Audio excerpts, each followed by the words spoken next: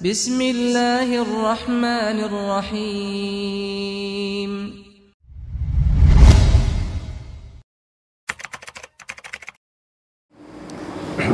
Bismillahirrahmanirrahim. Assalamualaikum warahmatullahi wabarakatuh. Waalaikumsalam warahmatullahi wabarakatuh.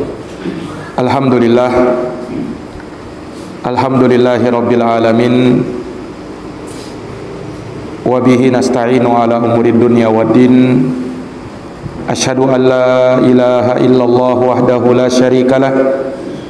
Ilahul awwalina wal akhirin. Wa asyhadu anna Muhammadan abduhu wa rasuluhu shadiqul amin. Sallallahu alaihi wa ala alihi wa sahbihi wa man tabi'ahum bi ihsanin ila yaumiddin wa sallama tasliman katsira. Subhanaka la ilma lana illa ma 'allamtana innaka antal alimul hakim. Allahumma 'allimna ma yanfa'una wanfa'na bima 'allamtana wa zidna ilma ya karim. Rabbi shrah li sadri wa yassir li amri wahlul 'uqdatan min lisani yafqahu qawli. Amma ba'd.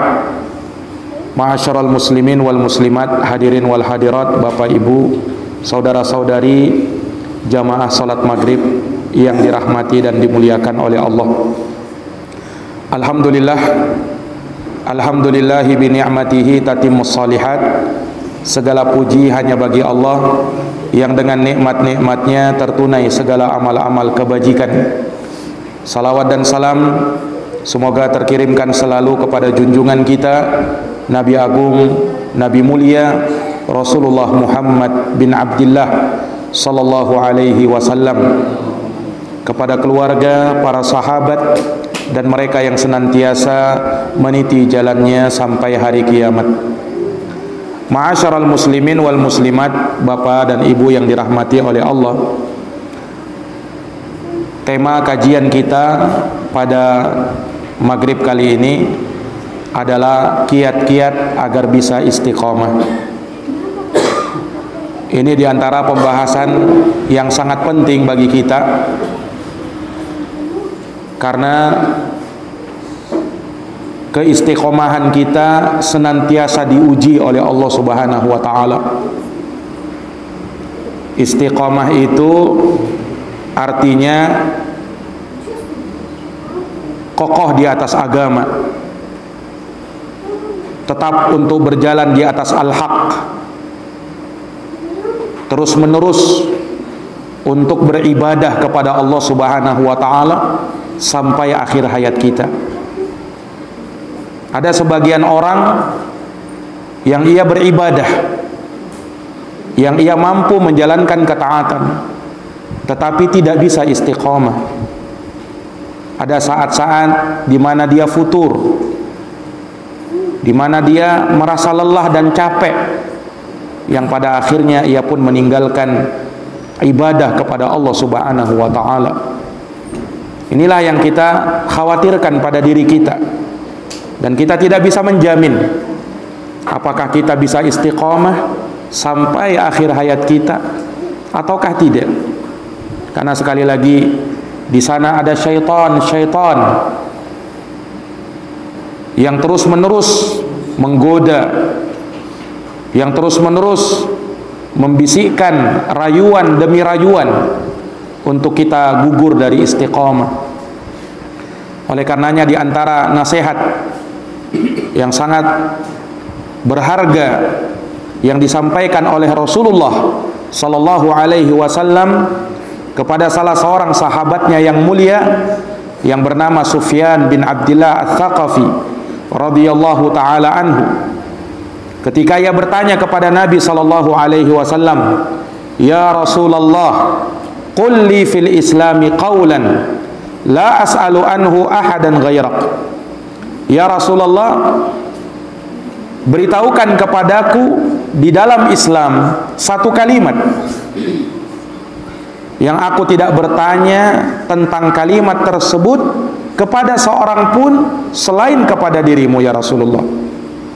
Maka Rasulullah menyebutkan satu kalimat, kata beliau, qul amantu billahi tsumastaqim. Katakanlah, peganglah kalimat ini, jadikan ia sebagai pedoman hidupmu. Aku beriman kepada Allah, kemudian istiqomahlah.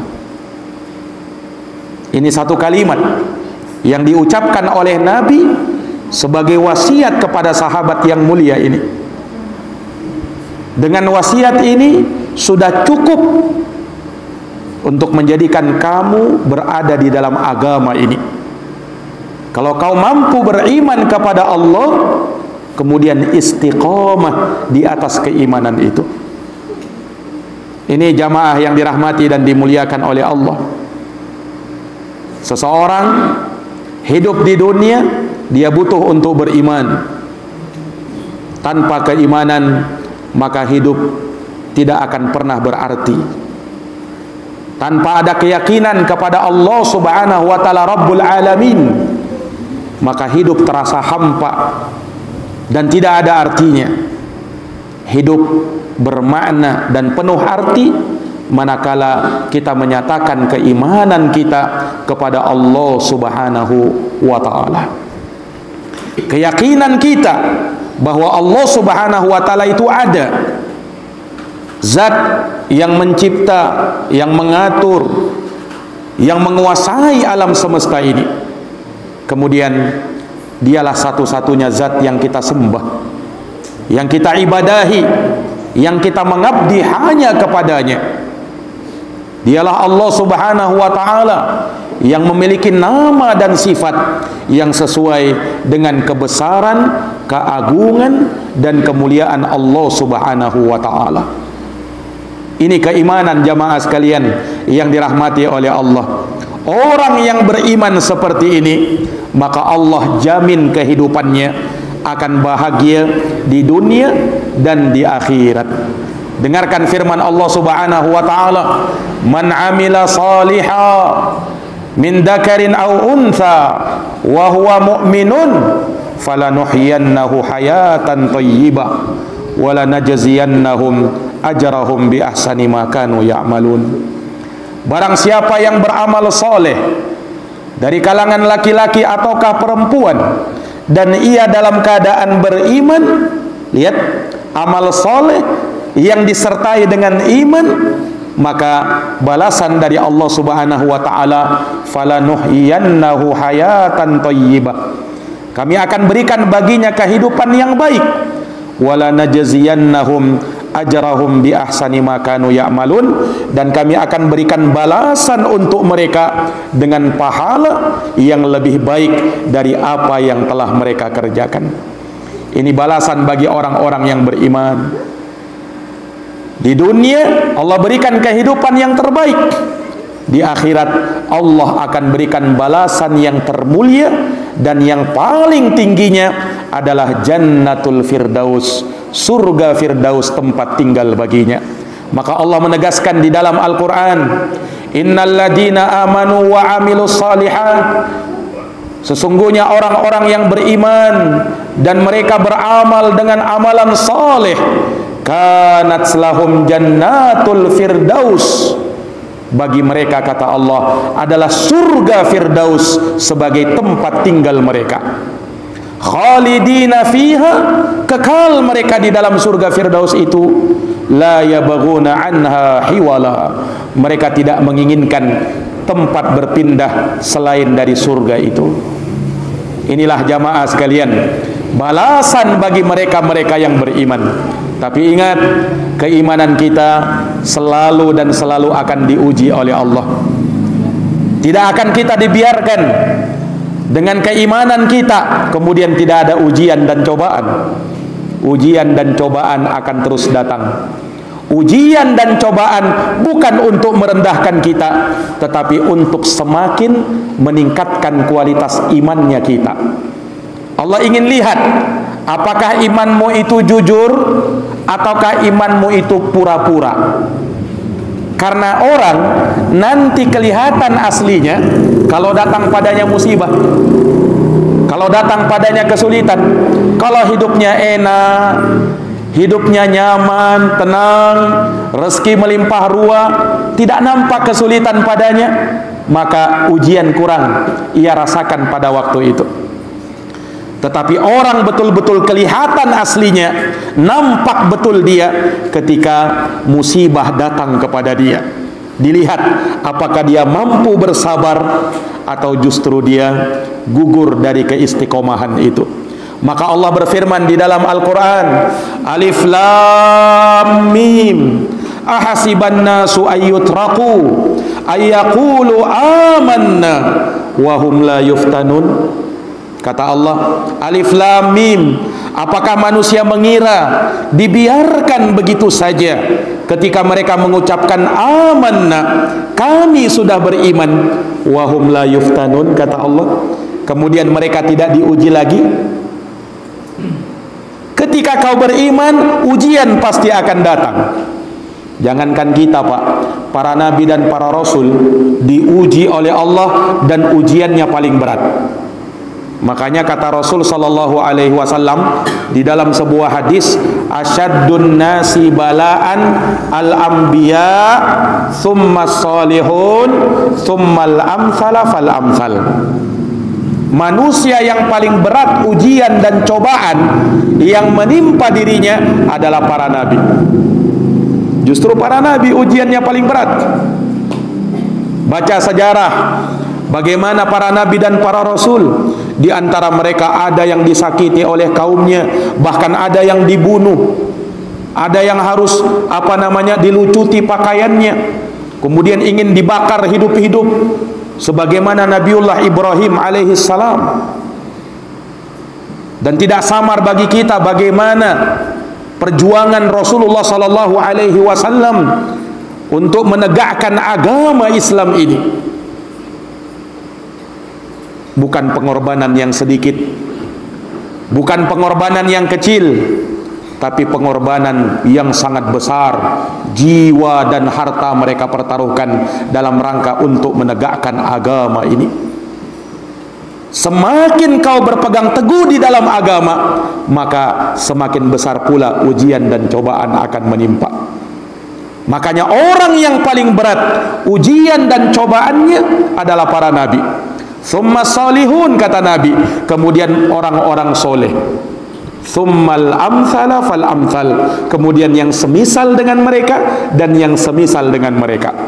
Yubtalar rajul ala hasabi dinih, seseorang itu diuji sesuai dengan tingkat agamanya. Fa in kana fi dinihi sulba istaddal bala, kalau tingkat agamanya kuat, maka akan semakin berat pula ujian dan cobaan. Wa in kana fi dinihi riqqah ubtuliya ala hasabi dinih, dan kalau tingkat agamanya rendah, maka dia akan diuji dan dicoba sesuai dengan tingkat agamanya.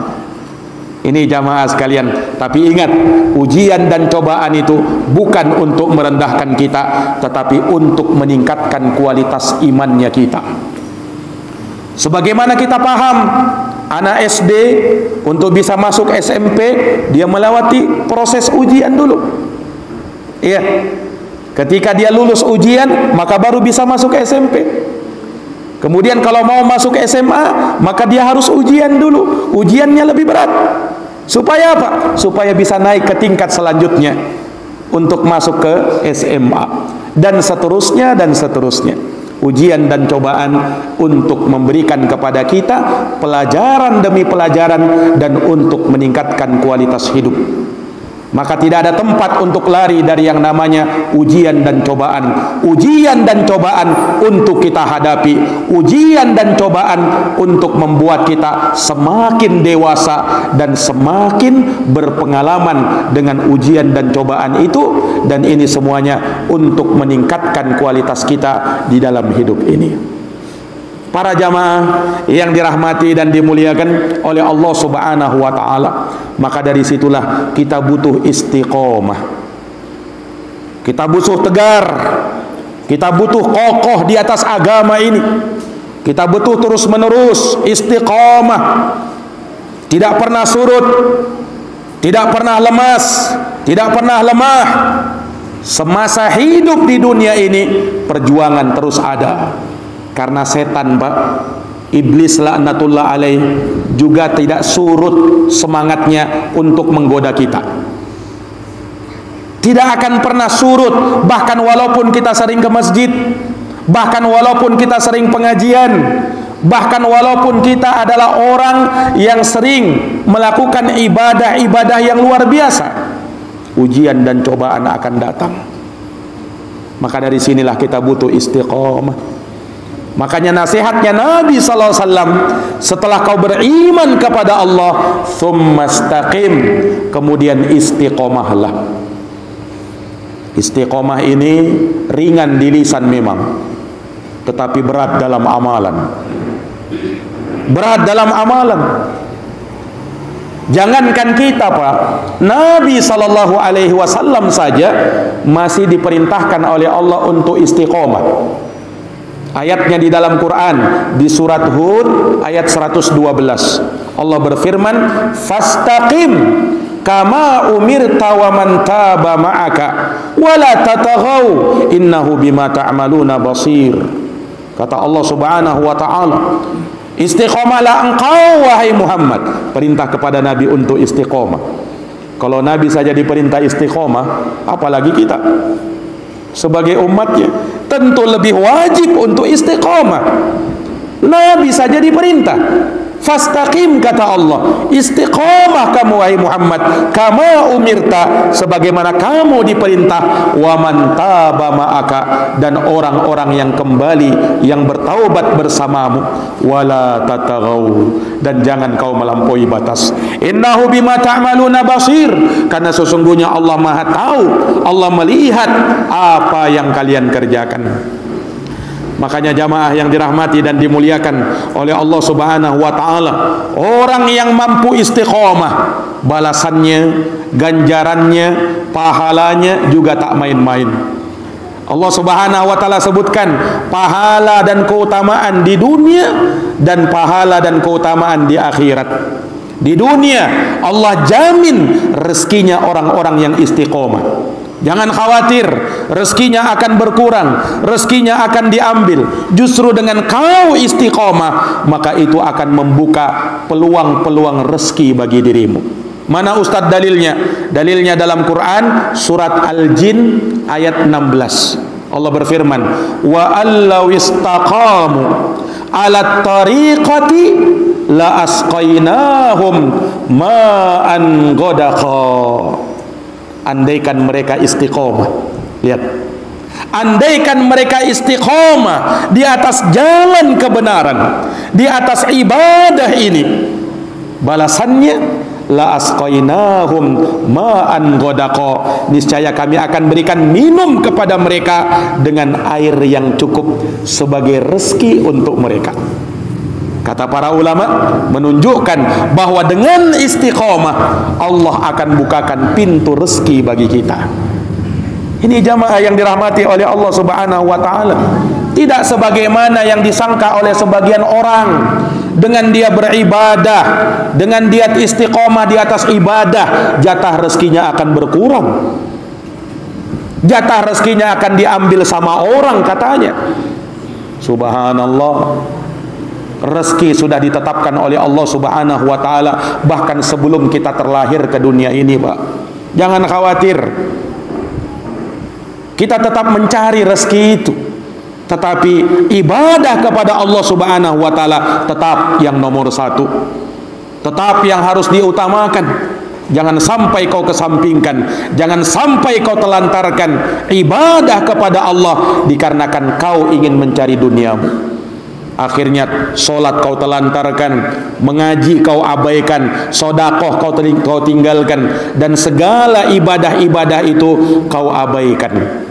Pantaskah kita jamaah sekalian yang dirahmati oleh Allah Subhanahu wa ta'ala meninggalkan sesuatu yang asli, yang betul-betul nyata, yang betul-betul hakiki, demi sesuatu yang palsu, yang akan sirna, yang tidak selamanya dan akan fana? Orang yang cerdas, orang yang cerdas akan berpikir, tentu aku akan lebih mengutamakan apa yang Allah siapkan di negeri akhirat ketimbang apa yang ada di dunia ini. Di masa sekarang ini, orang rela mengorbankan agamanya hanya demi sesuap nasi, hanya demi sebungkus, 2 bungkus Indomie. Di zaman sekarang ini, orang rela menjual agamanya dikarenakan ia ingin mendapatkan sedikit dari keuntungan duniawi. Ia tidak sadar bahwa hidup di dunia ini hanya sementara. Maka jamaah yang dirahmati dan dimuliakan oleh Allah, istiqamah, istiqamah. Ini dari perkara yang Allah Subhanahu wa taala minta dari kita. Orang yang istiqamah, kelak Allah Subhanahu wa taala akan berikan husnul khatimah. Orang yang istiqamah, kelak Allah akan berikan husnul khatimah, yakni penutupan yang baik. Dengarkan firman Allah di surat Fussilat ayat 31. Kata Allah Subhanahu wa taala, "Innal ladzina qalu rabbunallah." Sesungguhnya orang-orang yang berkata, "Tuhan kami adalah Allah." Tsumastaqamu. Kemudian mereka istiqamah. Lihat. Kemudian mereka istiqamah. Maka Allah Subhanahu wa taala sebutkan, tatanazzalu alaihimul malaikah. Para malaikat akan turun kepada mereka. Malaikat-malaikat yang disifatkan oleh Nabi bidul wujuh, wajah mereka wajah yang putih berseri. Mereka memberikan kabar gembira kepada mereka yang istiqomah di akhir hayatnya, ketika menjelang ajalnya. Apa kata malaikat itu?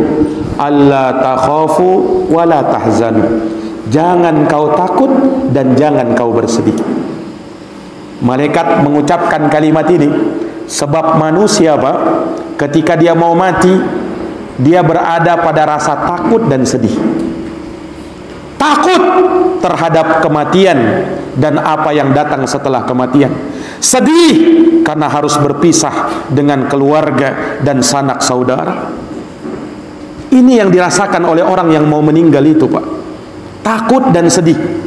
Maka malaikat Allah datang kepada mereka, kemudian berkata, la takhafu wa la tahzanu. Jangan kau takut dan jangan kau bersedih. Subhanallah, betapa bahagianya kita ketika malaikat datang memberikan kabar gembira. Di saat kita takut ini, di saat kita lagi bersedih, malaikat itu datang, la takhafu wa la tahzanu. Jangan kau takut dan jangan kau bersedih. Ditambah lagi, malaikat itu berkata, wa abshiru, dan bergembiralah, kata malaikat itu, bil jannati allati kuntum tu'adun, dengan surga yang telah dijanjikan kepada kalian. Nahnu awliyaukum fil hayatid dunya. Kami, kata Allah, kami, kata malaikat, adalah wali-wali kalian, pelindung-pelindung kalian di kehidupan dunia. Wa fil akhirah, dan di kehidupan akhirat. Walakum fiha ma tashtahi anfusukum, dan bagi kalian segala yang diinginkan oleh jiwa-jiwa kalian. Walakum fiha ma tad'un, dan bagi kalian apa yang kalian inginkan. Nuzulan min ghafurir rahim, sebagai hidangan istimewa dari Allah yang maha pengampun lagi maha penyayang. Lihat jamaah sekalian, balasan orang yang istiqomah itu, iya, tidak main-main. Makanya Allah Subhanahu wa taala meminta kita istiqomah, agar di saat-saat kita meninggal dunia nanti, iya, agar di saat detik-detik ketika betis bertaut dengan betis, ketika bibir sudah sulit untuk kita gerakkan, di saat itu kita mampu. Di saat itu kita mendapatkan kabar gembira dari malaikat-malaikat Allah yang memberikan kabar gembira dengan hal yang seperti ini. Ini jamaah yang dirahmati dan dimuliakan oleh Allah. Maka kita butuh istiqamah di atas akidah kita, untuk mentauhidkan Allah, senantiasa menjaga keyakinan dari noda-noda kesyirikan dan kemusyrikan, mengikhlaskan ibadah kita hanya kepada Allah. Kita pun wajib istiqamah untuk selalu menjalankan perintah Allah, meninggalkan larangan Allah, menjalankan semua kewajiban.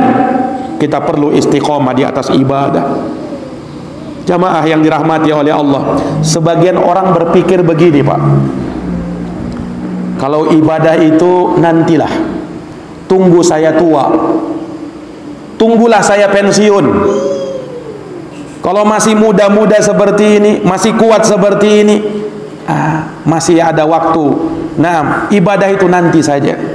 Sebagian orang berpikir seperti itu. Subhanallah.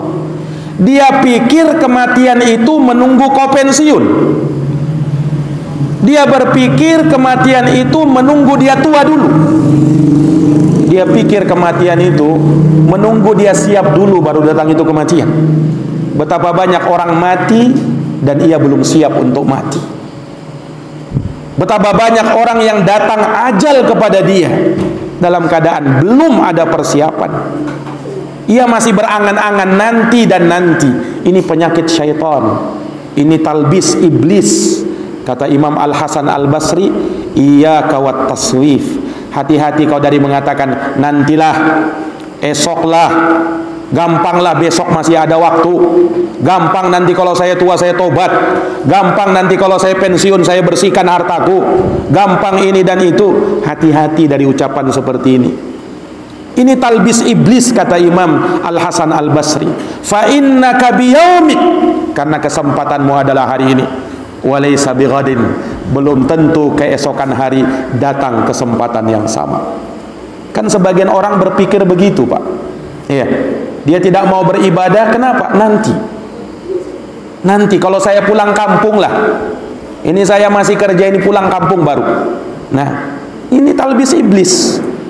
Nanti pas dia pulang kampung, terus dia beralasan, sampai pada akhirnya dia pun tak mampu beribadah kepada Allah. Nanti baru mau tobat, nanti baru mau sadar ketika sudah tak mampu lagi menggerakkan badan. Baru dia sadar ketika itu. Apalah guna pada waktu itu, sementara badan sudah sulit untuk digerakkan. Dia tidak bisa lagi melangkah kakinya ke masjid. Dia tidak bisa lagi mengucapkan Allahu Akbar takbiratul ihram. Dia tak mampu berdiri bersimpuh di hadapan Allah. Apa gunanya pada waktu itu, jamaah? Ini para hadirin yang dirahmati dan dimuliakan oleh Allah. Maka istiqomahlah. Mereka-mereka yang sudah kenal agama, mereka yang sudah kenal ibadah kepada Allah di waktu mudanya, di saat-saat ini, maka istiqomah sampai akhir hayat. Jangan kau katakan nanti dan nanti. Jangan kau gampang-gampangkan ibadah. Jangan. Istiqomah. Karena dengan kita istiqomah, Allah Subhanahu wa ta'ala akan senantiasa memberi hidayah. Ingat para hadirin yang dirahmati oleh Allah, musuh terbesar kita adalah setan. Iblis laknatullah alaih. Dia sudah bersumpah, Pak, di hadapan Allah. Apa sumpah setan iblis laknatullah alaih itu? Ketika Allah sudah menyatakan ia sebagai makhluk yang terkutuk sampai hari kiamat, ia makhluk yang tersesat sampai hari kiamat, apa kata iblis? Qala andirni ila yaumi yub'atsun. Wahai Tuhanku, berikan tangguh kepadaku, panjangkan umurku sampai hari aku dibangkitkan. Maka Allah berfirman, Allah kabulkan permintaan iblis. Qala innaka minal mundharin. Wahai iblis, engkau termasuk dari orang yang ditangguhkan umurnya. Maka iblis berkata di hadapan Allah, qala fabima aghwaytani.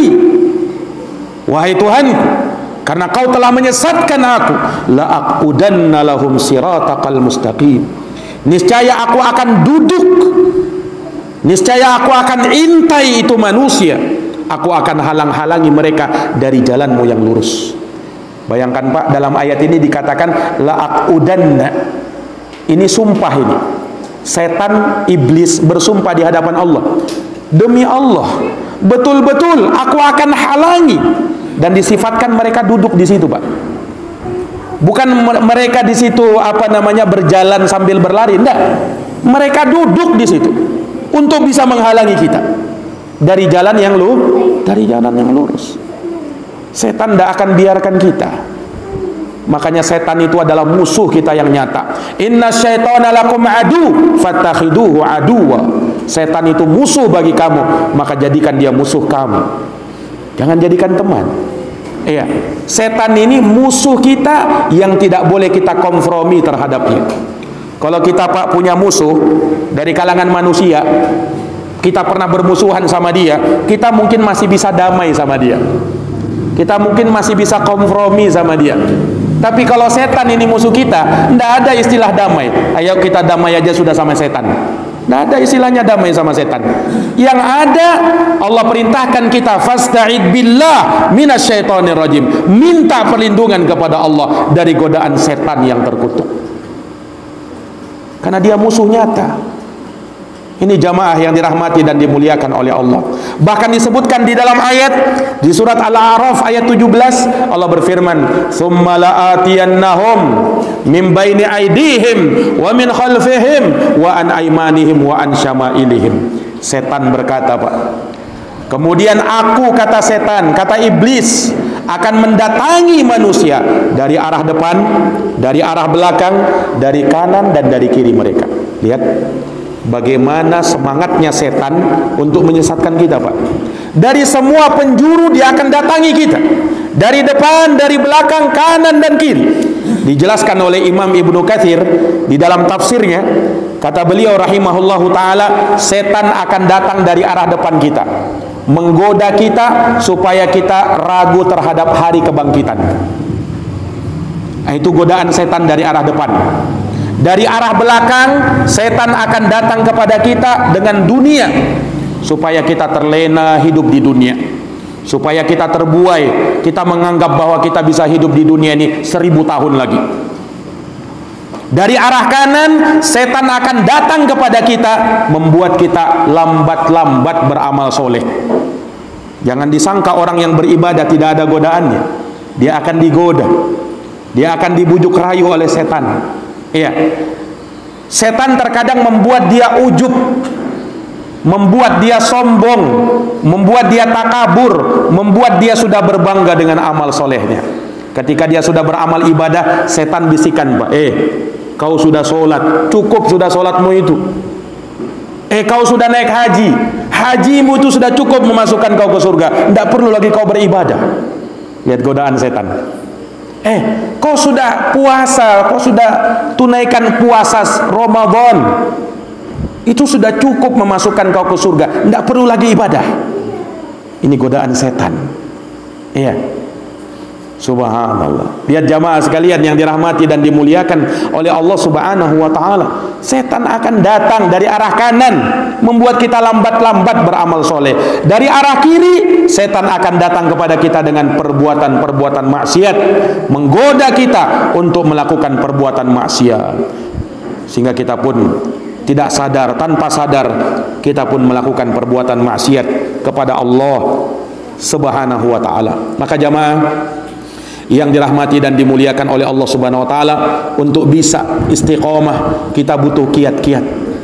Kiat-kiat agar bisa istiqomah. Apa di antara kiat yang bisa menjadikan kita istiqomah di dalam agama Allah subhanahu wa ta'ala?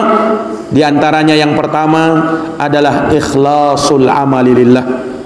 Kiat agar bisa istiqomah, perbaiki keikhlasan kita. Niat itu penting, Pak.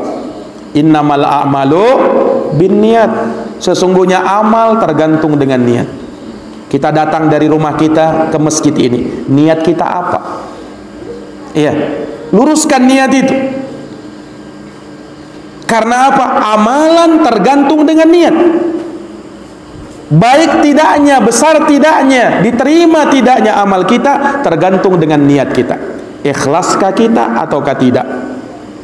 Ini jamaah yang dirahmati dan dimuliakan oleh Allah. Makanya Allah subhanahu wa ta'ala berfirman, ala lillahid dinul khalis. Ketahuilah, milik Allah subhanahu wa ta'ala agama yang khalis, agama yang murni dari noda-noda kesyirikan, yang betul-betul ikhlas. Wa ma umiru illa liya'budullaha mukhlishina lahuddin. Tidaklah mereka diperintah kecuali untuk beribadah kepada Allah dengan mengikhlaskan ketaatan hanya kepada Allah subhanahu wa ta'ala. Ini keikhlasan, Pak. Dan orang yang ikhlas, kata para ulama, dia harus selamat dari yang namanya syirik asgar dan syirik akbar. Syirik asgar artinya syirik kecil, berupa riya, beramal supaya mau dilihat, atau sum'ah, beramal supaya mau didengar, beramal supaya mau dipuji. Ada orang seperti ini, dia nampakkan amalannya. Untuk apa? Supaya orang sebut dia dengan kebaikan, supaya orang puji dia. Allah tidak terima amalan yang seperti ini.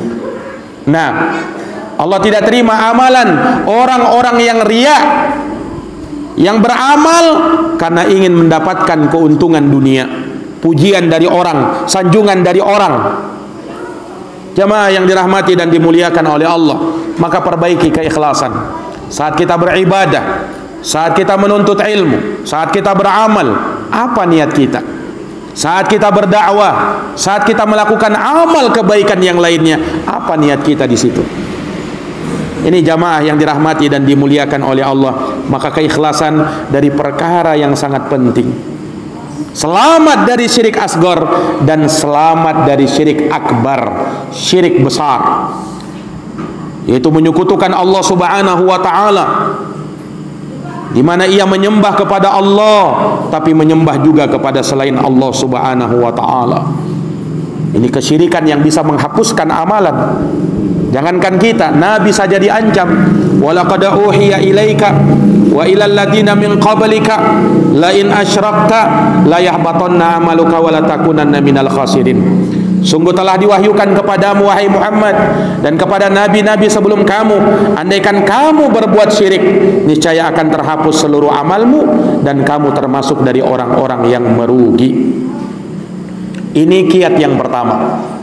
Ikhlasul amali lillah, mengikhlaskan amalan karena Allah. Supaya kita bisa istiqomah, maka perbaiki keikhlasan. Betapa banyak kita itu gugur dari istiqomah. Kenapa? Gara-gara niat kita yang salah, gara-gara keikhlasan kita yang berkurang, atau bahkan tidak ada keikhlasan di dalamnya. Harus perbaiki niat kita. Nah, yang kedua, luzumul kitabi was sunnah ala fahmi salafil ummah. Kiat agar bisa istiqomah yang kedua, komitmen terhadap Al-Quran, sunnah dengan pemahaman salafus saleh. Ini kiat agar bisa istiqomah. Komitmen terhadap Quran dan sunnah, berpegang teguh dengan Quran dan sunnah. Karena apa? Inilah yang ditinggalkan oleh Nabi sallallahu alaihi wasallam kepada umatnya. Taraktu fikum amrain, aku tinggalkan kepada kalian dua perkara. Ma in tamassaktum bihi malan tadillu abada. Kalau kalian berpegang teguh dengan keduanya, kalian tidak akan sesat buat selama-lamanya. Apa itu? Kitab Allahi wa sunnati, Al-Quran dan sunnahku, kata Nabi. Al-Quran dan sunnahnya Nabi sallallahu alaihi wasallam. Orang yang berpegang teguh dengan Quran dan sunnah dijamin tidak akan sesat dan tidak akan sengsara. Allah berfirman, "Famanittaba'a hudai fala yadhillu wa la yashqa." Barang siapa yang mengikuti petunjukku, mengikuti Quran dan sunnah Nabi, fala yadhillu wa la yashqa, dia tidak akan sesat dan tidak akan sengsara. Menunjukkan orang yang berpaling dari Quran dan sunnah maka pasti sesat, pasti akan sengsara. Kenapa? Quran dan sunnah itu pedoman hidup. Maka kita beragama sesuai dengan nilai-nilai Al-Quran dan As-Sunnah. Ada tuntunannya dari Quran dan sunnah, kita amalkan. Tidak ada tuntunannya dari Quran dan sunnah, kita tinggalkan. Ini beragama seperti ini agar kita bisa istiqomah di atas agama Allah Subhanahu wa taala. Tetapi kata Allah, "Wa man a'rada an dzikri," barang siapa yang berpaling dari peringatanku, fa inna lahu ma'isyatan dongka, maka baginya kehidupan yang sempit, wa nahsyuruhu yaumal qiyamati a'ma, dan nanti pada hari kiamat ia akan dikumpulkan dalam keadaan buta. Ini siksaan, ini hukuman bagi orang yang berpaling dari Quran dan sunnah. Beragamalah sesuai dengan nilai-nilai Al-Quran dan As-Sunnah. Kemudian Quran dan sunnah kita pahami sesuai dengan pemahaman salafun as-saleh, para salaf yang saleh dari kalangan para sahabat, para tabi'in, muridnya sahabat, dan atba'ut tabi'in, murid-muridnya para tabi'in. Inilah tiga generasi terbaik yang dipuji oleh Allah Subhanahu wa taala melalui lisan Rasulnya. Di dalam hadisnya, khairun nasi qarni thumma alladina yalunahum thumma alladina yalunahum. Sebaik-baik manusia adalah mereka yang hidup di zamanku, para sahabat. Kemudian generasi setelahnya, kemudian generasi setelahnya. Ini jamaah yang dirahmati dan dimuliakan oleh Allah Subhanahu wa taala. Maka orang yang bisa istiqomah manakala dia komitmen terhadap Quran, sunnah dengan pemahaman salafus soleh. Ini kiat yang kedua. Yang ketiga, dari kiat agar kita bisa istiqomah di dalam agama adalah as-sabru, bersabar di dalam menjalankan agama dan tuntunan syariat. Ini sabar, ini bekal terbaik. Sabar untuk bisa istiqomah, sabar untuk bisa menjalankan agama, sabar untuk bisa terus menuntut ilmu, sabar untuk bisa terus mengamalkan ilmu yang kita dapatkan, sabar dari cercaan, cacian, makian, halangan, rintangan. Sabar. Karena kalau kita tidak sabar, maka kita akan gugur dari istiqomah. Perlu kesabaran. Sabar itu bukan enak. Sabar itu berat. Makanya Rasulullah sallallahu alaihi wasallam menyebutkan as-sabru diya. Sabar itu adalah diya. Dia itu cahaya. Rasulullah juga menyebut was-sholatu nur. Salat itu juga cahaya. Tetapi beda antara cahaya salat dengan cahaya sabar. Kalau cahaya salat disebutkan dengan nur. Nur itu artinya cahaya. Tetapi nur itu identik dengan cahaya rembulan. Cahaya rembulan. Maka solat digambarkan sebagai cahaya rembulan. Lihat Pak, rembulan cahayanya tidak menyilaukan kan? Terang, indah, ya kan? Itu solat. Tetapi sabar, Nabi katakan dia itu cahaya juga, tapi cahaya matahari. Bagaimana kalau cahaya matahari? Silau, panas dia, membakar dia. Demikianlah kesabaran. Sampai kata ulama, as-sabru mislu ismihi, sabar itu seperti namanya. Murrun madaqatuhu, pahit rasanya. Walakin awaqibahu ahla minal asal, tetapi akibat di belakangnya, kesudahannya lebih manis daripada madu. Ini kalau orang mampu bersabar, Pak. Iya. Betapa banyak masalah, keributan, perselisihan terjadi ini dan itu dari hal yang tidak baik dikarenakan kurang sabar. Kalau orang mau sabar, subhanallah, betapa indah itu kesabaran. Makanya Allah Subhanahu wa taala perintahkan kita bersabar. Lihat di dalam Quran, Allah berfirman, ya ayyuhalladzina amanusbiru wasabiru. Wahai orang-orang yang beriman, sabarlah kalian. Kemudian apa? Wasabiru. Sama juga maknanya sabar juga, tetapi ada tambahan makna. Ayat pertama dikatakan isbiru, sabarlah. Wasabiru, dan kuatkan kesabaran kalian. Jadi sabar itu butuh kita kuat-kuat sabar. Sabar itu butuh sabar juga. Ini jamaah sekalian yang dirahmati oleh Allah. Keliru makanya orang mengatakan, Ustadz, sabar itu kan ada batasnya juga. Sudah habis kesabaranku ini katanya. Sabar itu ada batasnya katanya.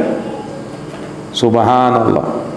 Kalau sabar ada batasnya, namanya bukan sabar lagi. Sabar itu tidak ada batasnya. Sabar itu kan artinya menahan. Menahan. Yang namanya sabar tidak ada batasnya. Kata Nabi SAW, isbiru hatta talqauni alal haud. Sabarlah kalian. Sampai kapan? Apakah kata Nabi, sampai habis kesabaranmu, Anda usah sabar lagi? Enggak. Kata Nabi, sabarlah kalian sampai kalian berjumpa denganku di telagaku. Berarti kita sabar sampai kapan? Sampai mati. berjumpa dengan Nabi di telaga Nabi, ya sampai mati. Ini jamaah yang dirahmati dan dimuliakan oleh Allah Subhanahu wa taala. Sabar. Ya, kita butuh bersabar. Wasbir nafsaka ma'al ladina yad'una rabbahum bil ghadati wal 'ashi yuriduna wajha. Sabarkan dirimu bersama dengan orang-orang yang berdoa kepada Tuhan mereka di waktu pagi dan petang hari. Mereka ini tidak lain dan tidak bukan hanya menginginkan wajah Allah Subhanahu wa taala. Sabarkan dirimu bersama mereka-mereka itu. Orang-orang yang suka beribadah, orang-orang yang suka menjalankan ketaatan kepada Allah Subhanahu wa taala. Sabar itu kata para ulama ada dalam 3 perkara. Sabar di dalam menjalankan perintah Allah, butuh sabar, Pak. Sabar dalam meninggalkan larangan-larangan Allah, butuh sabar, Pak. Dan sabar dalam menghadapi ujian dan cobaan dari Allah. Kita bersabar dalam 3 perkara tersebut.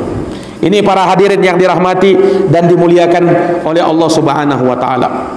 Ini yang ketiga. Kemudian yang keempat, agar kita bisa istiqomah adalah mujalasatu sholihin. Bermajlislah dengan orang-orang soleh. Dekat dengan orang-orang soleh. Ada orang-orang soleh, dekati dia, Pak. Ya, bermajlislah dengan mereka. Nah, karena apa?